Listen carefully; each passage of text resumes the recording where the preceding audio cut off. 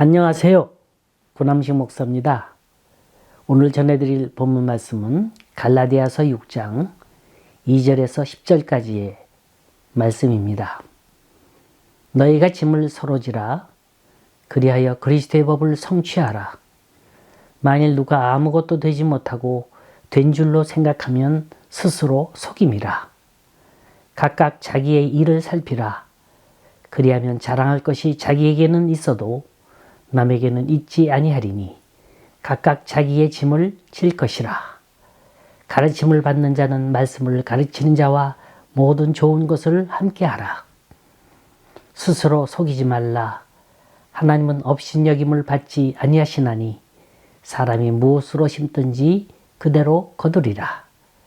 자기의 육체를 위하여 심는 자는 육체로부터 썩어질 것을 거두고 성령을 위하여 심는 자는 성령으로부터 영생을 거두리라.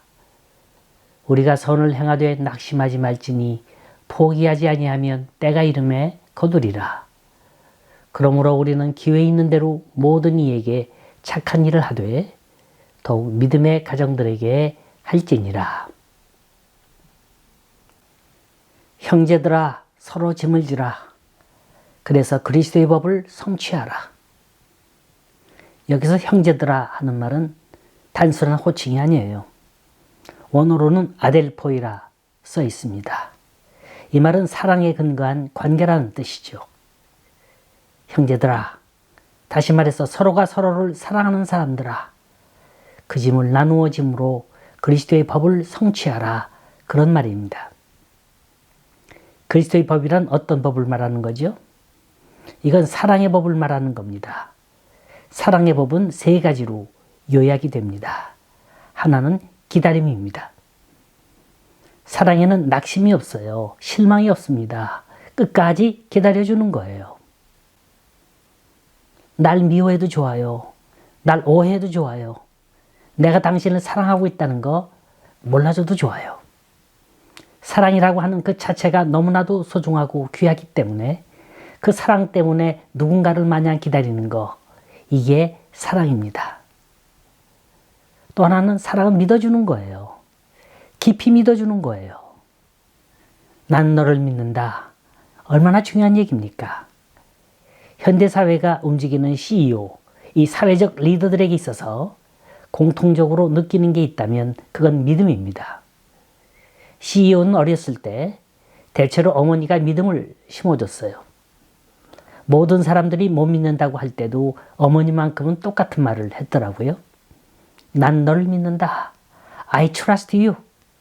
이 한마디가 그 아이를 올바른 길로 인도한 겁니다. 이건 내 수준에서 이해하고 믿은 게 아니에요. 아이의 수준에 맞춰서 믿은 겁니다. 우리가 애를 키울 때 그런 말 하죠. 너도 이 다음에 커서 네 애를 키워봐라. 그제서야 부모의 마음을 알 거다. 이걸 알기까지 십수년의 세월이 흘러야 하는 겁니다. 그 애가 자라 자기 애를 낳아 키워보니까 그때 그 말씀이 바로 이런 거였구나. 스스로 깨닫게 되는 거죠. 적어도 사랑이 동반된 믿음은 내 입장에서 믿는 게 아니라 바로 상대방의 입장에서 그를 믿어주는 거예요. 그 사람이 스스로 깨달을 때까지, 그 사람이 스스로 진리를 터득할 때까지 믿어주는 겁니다. 나머지 하나, 사랑은 서로의 짐을 져주는 거예요. 남의 얘기처럼 하지 말고 내 짐처럼, 내 책임처럼 짐을 지는 겁니다. 여기엔 대가를 바라지 않아요. 나에게 돌아오는 건 아무것도 없어요. 오히려 남의 짐을 지면 상처만 있고 아픔만 있어요. 귀찮아요. 힘듭니다. 어느 땐 그 짐을 대신 져주다가 오해받을 때도 있어요. 싫은 소리 들을 때도 있습니다. 그래도 이것이 그리스도의 법이기 때문에, 사랑의 법이기 때문에 그저 묵묵히 지고 가는 겁니다. 우리 사회는 서로 짐을 질 줄 모르는 게 큰 병입니다. 내 걸 챙길 줄만 알았지 줄 줄 몰라요. 받아들일 땐 크게 받아들이고 줄 때는 인색합니다. give and take의 세상이 아니라 in my pocket의 세상이 되었어요. 자꾸 호주머니에 뭔가를 챙겨 넣는 거예요. 그러다 보니 서로가 믿을 사람이 없어졌습니다. 그렇게 믿었던 친구를 경계해야 하고 그렇게 믿었던 부하를 의심해야 합니다. 그렇게 사랑했던 사람들을 색안경을 끼고 봐야 하는 슬픈 현실에 놓여 있습니다. 왜 하얀 세계가 하얗게 보이질 않고 노란 세계가 노랗게 보이질 않나요? 어째서 이렇게 의심과 불신이라는 한계가 위험 수위에 이르게 됐나요? 우린 지금 중요한 단어 하나를 잊고 삽니다. 서로라는 단어예요. 성경에는 이 서로라는 말이 많이 사용되고 있습니다. 서로 무난하라, 서로 화목하라, 서로 발을 씻겨라, 서로 용납하고 서로 용서하라, 서로 돌봐줘라, 서로 사랑하라. 이런 말들은 수없이 있고 또 오늘 본문에는 서로 짐을 지라고 합니다. 우리가 외는 주기도문에 보면 그 첫 어두가 하늘에 계신 우리 아버지, Our Father who art in heaven, My Father가 아니고 Our Father예요. 내 아버지가 아니고 우리의 아버지입니다. 이 말은 기독교란 서로의 유대적인 관계 속에서 이루어져야만 한다는 겁니다. 하나님을 나 혼자만 잘 믿어서 되는 게 아니죠. 나도 잘 믿어야 되고 내 이웃도 잘 믿어야 되고 사마리아 땅끝까지 모든 사람들이 잘 믿어야 합니다. 그런 의미에서 이 서로라는 정신은 우리 신앙의 뿌리가 되는 말입니다. 우리에게서 이 서로가 빠지게 되면 여기서부터 불신이 싹트게 되고 미움이 싹트는 거예요. 오늘 갈라디아서를 보면 사도 바울은 말하기를 너희가 서로 짐을 지라. 그래서 그리스도의 법을 성취하라. 이렇게 기록되어 있습니다. 여기 보면 서로가 짐을 지되 분명히 단서가 있어요. 그리스도의 법을 성취해야 한다는 거예요. 이건 구약의 율법과는 좀 다른 말입니다.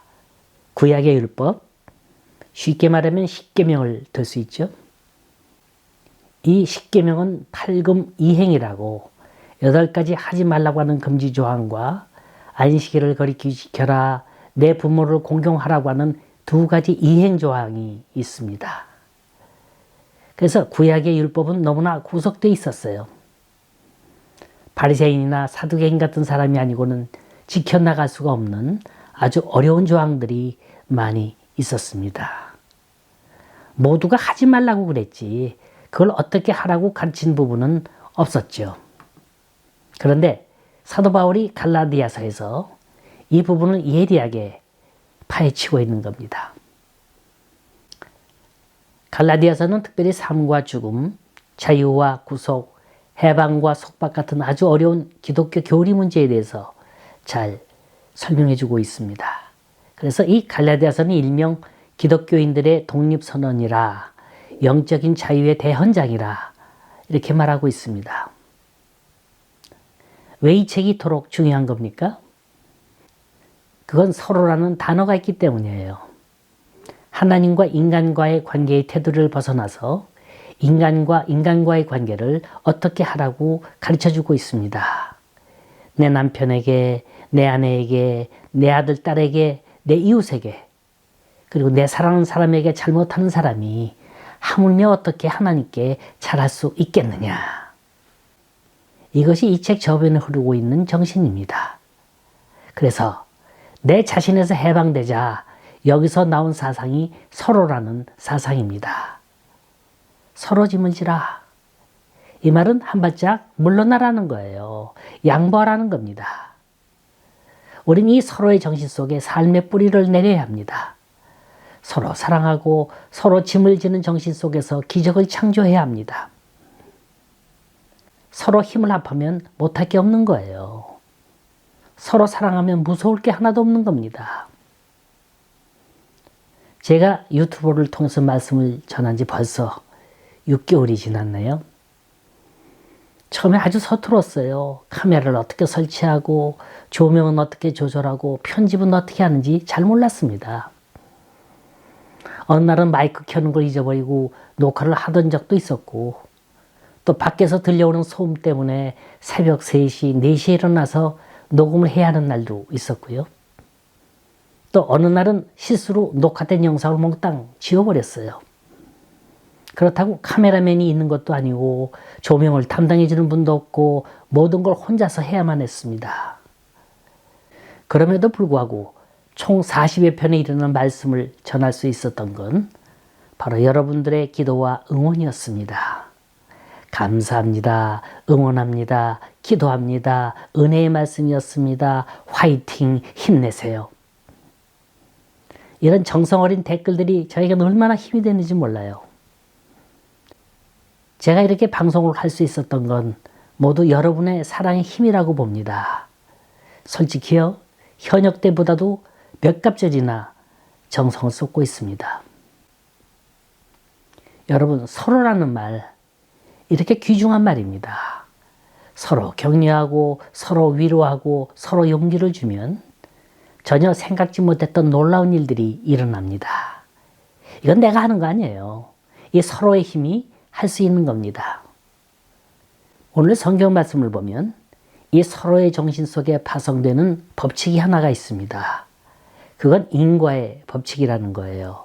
원인이 있으면 반드시 결과가 있습니다.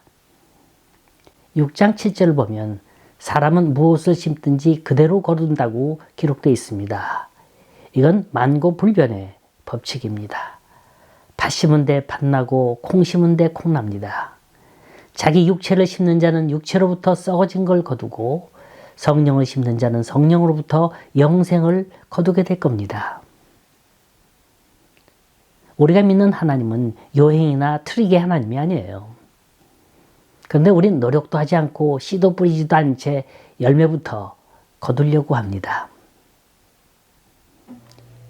이조 명종 때 황진이라는 여류 기생이 있었어요. 이 여인이 쓴 시조 가운데 아주 유명한 시가 전해 내려오고 있습니다. 청산리 벽계수야 수의감을 자랑마라. 일도 창회하면 다시 오기 어려우니 명월이 만공사라니 쉬어간들 어떠리. 이거 좀 현대판으로 풀이해 볼게요.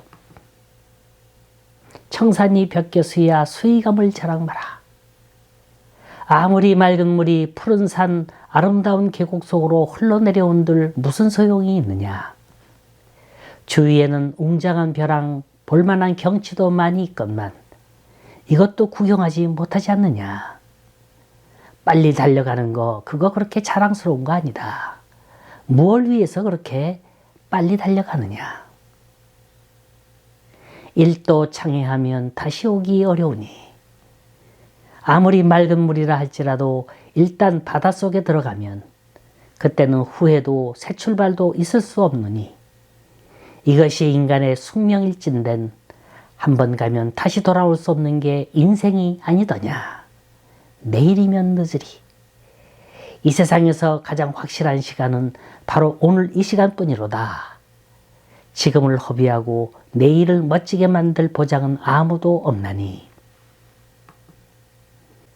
명월이 만공사라니 쉬어간들 어떠리. 바쁘게 살아가는 인생들아 하늘 높이에는 밝은 보름달이 휘영청 떴건만 어째서 이 아름다움을 감상할 줄 모르고 내 갈 길만 가려고 하느냐. 이 시는 이 세상의 모든 일들을 빨리 해결하려고 하는 우리 현대인들의 모습을 꼬집어주고 있습니다. 그저 육신의 삶에 쫓기어 그날 그날을 살아가는 우리들은 흘러가는 달, 구름 속에 가려져 있는 우주의 신비를 바라보질 못합니다. 더 안타까운 건 이걸 운행하는 하나님의 신비의 손길, 만물의 근원이 되는 하나님의 능력을 바라보지 못한다는 거예요. 그러니 먹고 자고 입을 걸 위해서 수고하는 인생들아, 한번 가는 길을 멈춰서 영혼을 말하는 높은 세계를 바라보지 않겠는가. 주님이 창조하신 모든 것에는 다 순서가 있는 법입니다. 원인이 있으면 반드시 결과가 따르게 마련입니다. 빨리 서두른다고 해서 될 것도 아니고 억지로 한다고 해서 될 수 있는 일도 아닌 겁니다. 우린 모두가 다 저마다의 씨를 뿌리고 삽니다.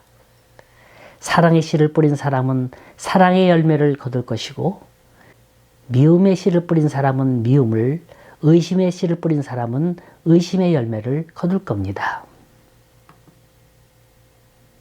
그런데 오늘 본문에 보니까 사도 바울은 육신을 위해 심는 자는 육체로부터 썩어질 걸 거둔다고 했습니다.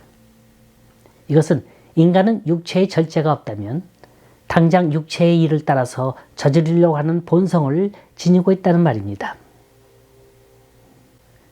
사도 바울이 이 서신을 쓸 당시에 유대인들은 반드시 선한 일을 해야만 구원을 받고 율법에 따라 순종하는 길만이 하나님께 가는 유일한 길이라고 생각했습니다. 하지만 바울이 갈라디아 교인들에게 외쳤던 복음은 그게 아니었죠. 율법은 인간에게 나는 방법을 가르쳐주지만 절대로 날개를 달아주지는 않는 거예요. 썩은 나무가 좋은 나무로 될 수 있는 길은 단 하나밖에 없습니다. 그 나뭇가지를 원나무 밑둥이에 접붙이는 거예요. 마찬가지로 우리의 연약함과 죄성을 도와줄 수 있는 길은 예수 그리스도에게 접붙임을 받는 데 있습니다. 이건 성령을 통해서만이 가능한 거예요. 그런데 성령이 역사한다고 해서 당장에 열매를 맺는 것도 아니라는 겁니다. 그래서 사도 바울은 여기에서 선을 행하다 낙심치 말라고 당부하고 있는 거예요. 여러분, 교회 생활을 하다 보면 가끔 그런 걸 느끼실 겁니다. 어떨 땐 너무 열심히 하다 보면 때로는 회의가 올 때가 있을 거예요. 과연 이걸 꼭 내가 해야만 하나? 내가 이렇게 열심히 봉사한들 내게 돌아오는 게 뭘까? 공인의 시간만 아니면 정력만 낭비하는 게 아닐까? 이런 생각 없지 않아 있을 거예요. 하지만 이런 유혹은 충성된 자에게 주어지는 제일 첫 번째 시험이라는 걸 믿으시기 바랍니다. 선을 행하다 보면 사람을 통해서 실망받을 때가 있고 사람을 통해서 이용당할 때도 있습니다. 그래도 나에게 실망 주는 사람을 향해서 낙심하지 말고 그 사람을 미워하지 말라. 우린 그저 맡겨진 일에 소임을 다하면 될 뿐인 거예요. 참고 기다리면 이 일을 거두시는 분은 우리 주님이십니다. 이 세상에서 가장 큰 행복이 뭔지 아세요? 나를 필요로 하는 사람이 내 주위에 많다는 거예요. 여러분, 여러분의 가정이 여러분을 필요로 합니다. 여러분의 교회가 여러분을 필요로 합니다. 여러분이 살고 있는 삶의 현장이 여러분을 필요로 하고 있습니다. 이게 얼마나 큰 축복인지 몰라요.